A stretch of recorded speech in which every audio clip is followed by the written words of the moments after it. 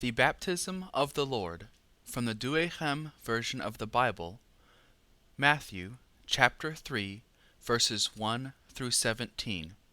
For Librivox.org, narrated by Sean McKinley. And in those days cometh John the Baptist, preaching in the desert of Judea, and saying, Do penance, for the kingdom of heaven is at hand. For this is he that was spoken of by Isaiah the prophet, saying, A voice of one crying in the desert, Prepare ye the way of the Lord, make straight his paths. And the same John had his garment of camel's hair, and a leathern girdle about his loins, and his meat was locusts and wild honey. Then went out to him Jerusalem and all Judea, and all the country about Jordan, and were baptized by him in the Jordan, confessing their sins.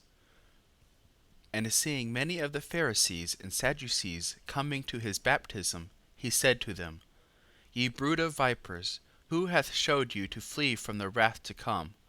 Bring forth therefore fruit worthy of penance, and think not to say within yourselves, We have Abraham for our father.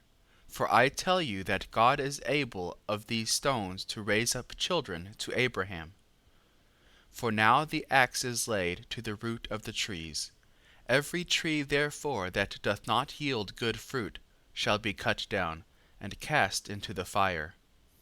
I indeed baptize you in water unto penance, but he that shall come after me is mightier than I, whose shoes I am not worthy to bear. He shall baptize you in the Holy Ghost and fire, whose fan is in his hand, and he will thoroughly cleanse his floor and gather his wheat into the barn. But the chaff he will burn with an unquenchable fire. Then cometh Jesus from Galilee to the Jordan unto John, to be baptized by him. But John stayed him, saying, I ought to be baptized by thee, and comest thou to me?